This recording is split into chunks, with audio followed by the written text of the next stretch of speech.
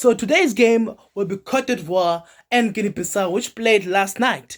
It was a good game, not a very impressive game considering the fact that Ivory Coast were home. They should have brought that entertainment, but they did not. Yes, they were favorites to go to this game because considering the fact that they are playing home, they are the host nation, they've got more supporters than any other nation in the tournament, so we expect them to perform much better. But as coach the analysis Mamadou said, poor performance, and I back him up. I agree with him. It's a poor performance from Ivory Coast. Throughout the game, they were just for me. I didn't see anything interesting about the way they were playing. The way they were playing for me was a very poor performance. They had only they had only one plan. Then Bamba on the right hand side. They had Boga on the left hand side, and if you had, I mean, Bambe the left hand side, Boga the right hand side. So now, they were exploiting Guinea-Bissau on the width. Bambe and Boga were exploiting Guinea-Bissau on the width. So the coach's plan tactic in this match was to bring in the crosses and see what we can find, But the Guinea-Bissau, I feel like coming to this game, obviously you come to the game, obviously they might sit back because they know Ivory Coast is a good team, it's a quality team.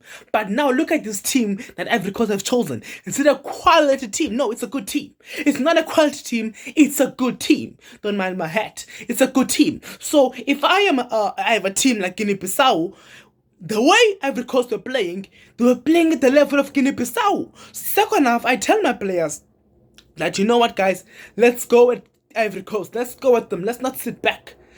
Even 30 minutes in the game, I can shout and say, let's go at them, let's push. Give hand signals and say, let's push. Because as much as they're coming to us, but they're playing a very poor performance. No combination play, no creative player. Fofana is the only player who impressed me. Bamba might have scored, but Fofana is the only player who impressed me. You might score good goal from Bamba, take nothing away from that goal. It's a good goal, but for fun. But you look at overall in the game, what was he doing? He was given one role, which was exploited with bringing those crosses. Same goes to Boga, and same goes to the fullbacks. Same goes to any other winger who came in.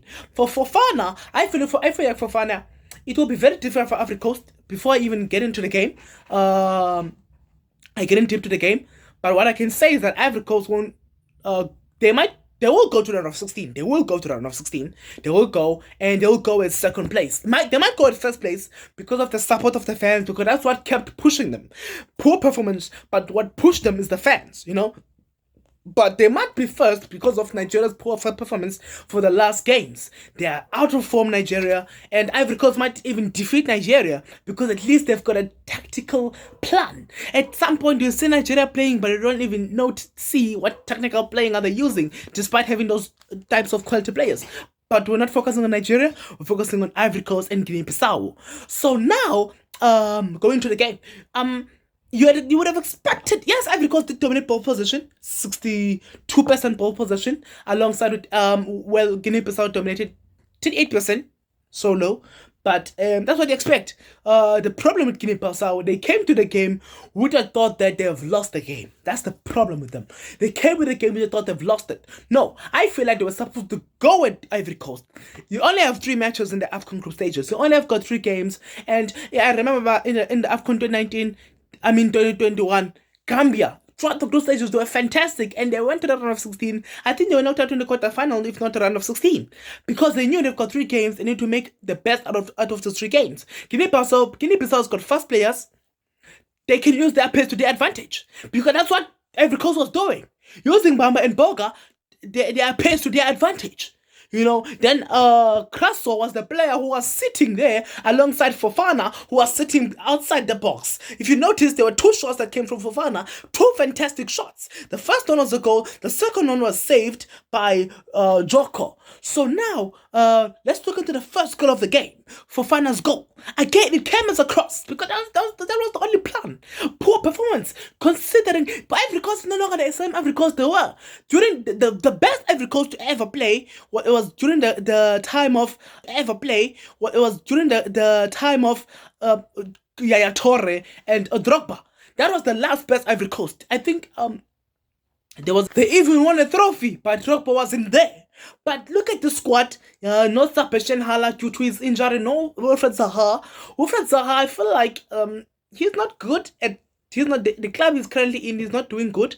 But you should at least bring him in. Considering the fact that you're gonna play this way.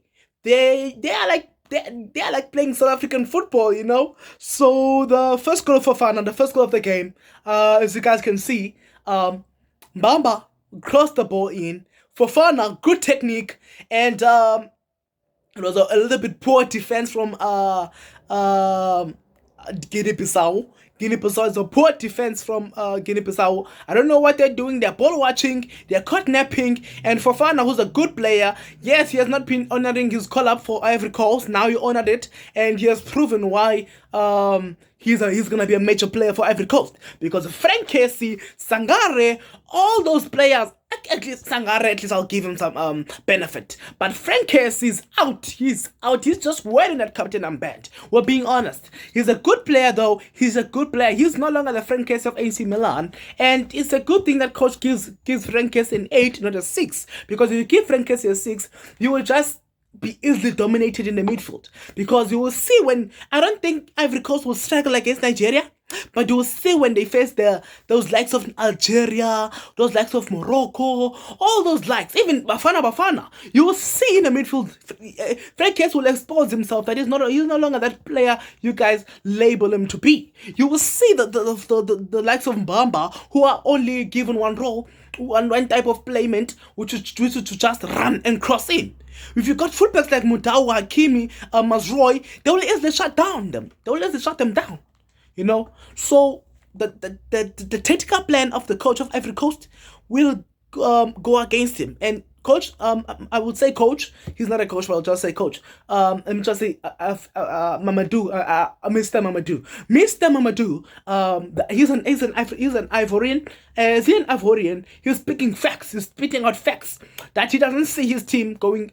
He sees the team getting knocked out in the first round, which is he's a little bit exaggerating, but we know what type of man he is.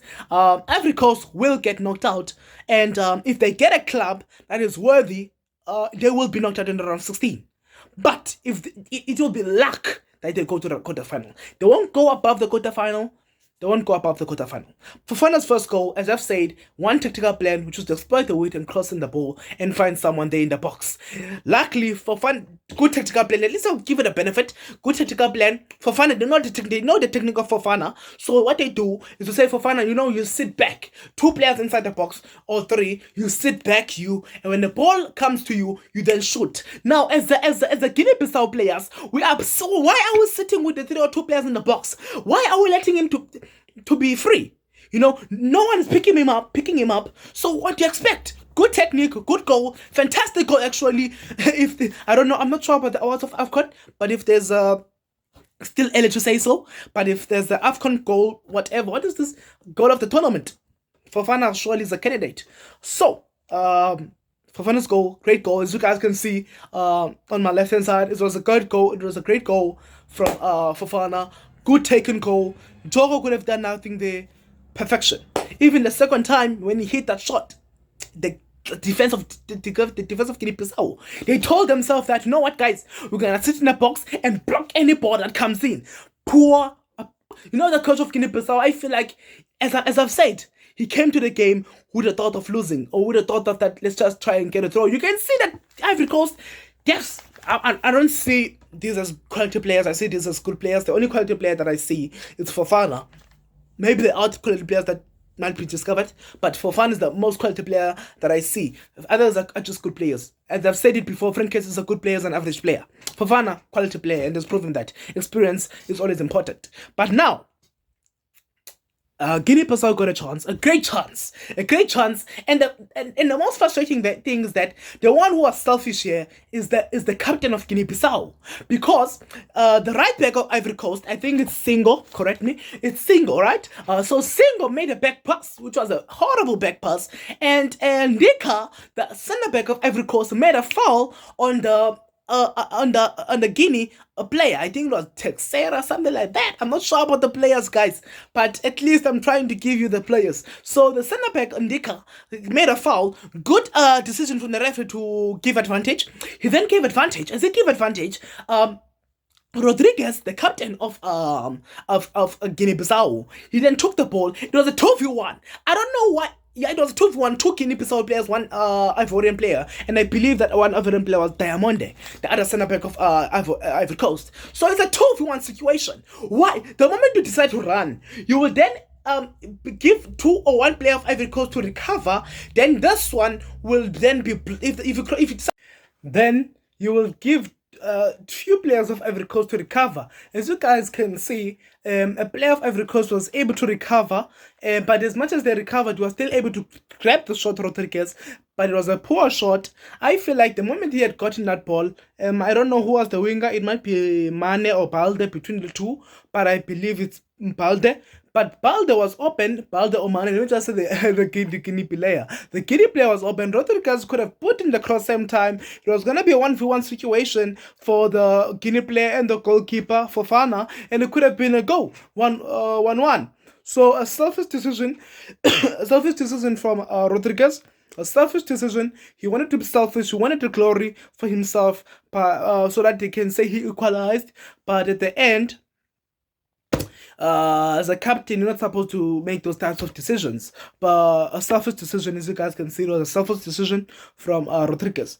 So, sorry guys, sorry. I don't know. To show that Ivory Coast, I don't know what's wrong with them. They were playing very poor. They saw that again is coming. That opportunity showed that gain is coming and what they could do, and they claimed it was Mbamba who had fallen down. I mean, why? Why you do that?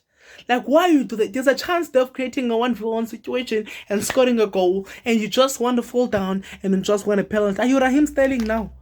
I know wingers like doing that, but when you're facing a small club, a small country like Guinea-Bissau in football, you expect more, as Mamadou said that you expect more goals. You expect a 5-0 trash. You expect a 6-0. So the fact that they were able to win 2-0 against Guinea-Bissau, it shows that throughout this whole tournament of AFCON, they won't do well. They won't do well. As I'm telling you guys, if they meet a nation that is a top nation in football, Algeria, Morocco, etc., they will bow down of the tournament. They will bow down. And what I'm telling you is that even if they would meet Namibia have good combination play. Good combination play.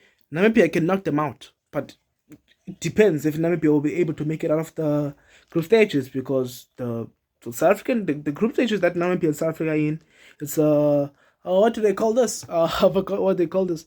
They call this the group of death. Yeah, that's the group of death. But now Mbamba was able to go in front of the centre back, the Guinea centre back. That means he was able to create a chance for himself. Should have paid the ball and shoot. Who knows? He could have gotten a goal out of that, 3-0. But out of desperation, maybe in his mind, intrusive thoughts, he thought that, you know what, maybe I might miss this.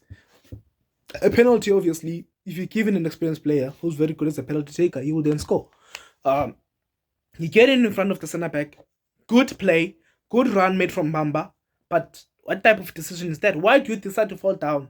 That's the kind of decisions that I believe coach of the Ivory coach needs to fix, because if he doesn't fix it, they say sometimes you cannot fix what's broken, because Ivory Coast was broken. They might have gotten a win, but it's a broken team, and I don't know how it's gonna be fixed. But a lot of work needs to be put in.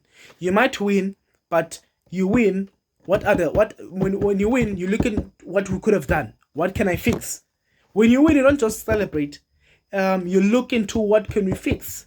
The only thing Ivory Coast will push them is the fans. The only thing that pushed them out of the group stages is that this is a weak group stage. First of all, it's not as if they're in a tough group stage. Nigeria, Equatorial Guinea, Guinea-Bissau, Ivory Coast. Ivory Coast might even top this group. This is not a hard group. Nigeria is no longer the nation it used to be. The last time Nigeria were good was in 2019. Yes, they had a bad start even then, but outside the group stages, they were very good. If you guys remember, they defeated Bafana Bafana 2-1. So, I don't know what Mamba's doing, as you guys can see. I don't know what was he doing there. I don't know. He should have just paid the ball and shoot. Maybe could have scored. For someone with his technique, he was gonna score. Because if you look at his goal, in Bamba, poor defense from Guinea. I don't know how you let a player to turn you like that. Two center backs. Two players, let me just say two Guinea players. Just standing in front of Mamba. Mamba's just pouncing the ball up. He turns, he shoots, and I don't know, man. I don't know. And I cannot blame the goalkeeper and say the goalkeeper should have shouted at the players and say, don't let him turn, don't let him turn. I don't know, I don't know what was wrong with the Guinea defenders. And they will regret that. For me, Guinea-Bissau could have... That match was supposed to be a throw. If Guinea-Bissau told themselves they'll go pan with Ivory Coast, they could have gotten a throw. Guinea-Bissau, they wanted to play transition play. Guinea-Bissau wanted to play transition play, sit back. Actually, they have no holders. They don't want to play on a counter-attack. Sit back.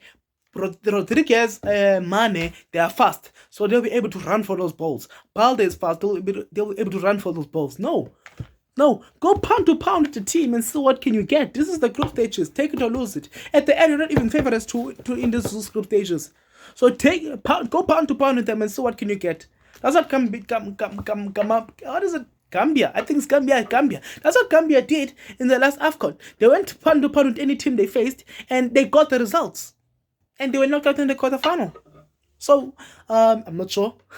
But I think they were knocked out in the quarterfinal. So, a good goal from Bamba. I don't know how Guinea let Bamba 10. For me, I feel like we're two players. The ball is on the air. I don't know how we let a player 10 like that. It's a good technique from Bamba. As I've said, he could have scored there if he didn't want to, if he didn't fall down, because he's got a good technique and he's got a good eye on goal. So he should have scored. So he should have paid the ball and score. As proven here that he's got a good technique. He was able to 10 players while the ball is up. Yes, I feel like Ivory Coast is gonna depend on individual play, because that's how they're playing, individual play. So I'd like to thank everyone for watching. As you guys can see, orange t-shirt, Ivory Coast. I'm in South Africa, by the way, but spiritually, I'm in Ivory Coast. But thank you for watching. And please do subscribe and hit the like button. And if you're seeing the video on TikTok, please do follow and hit the heart button. Thank you.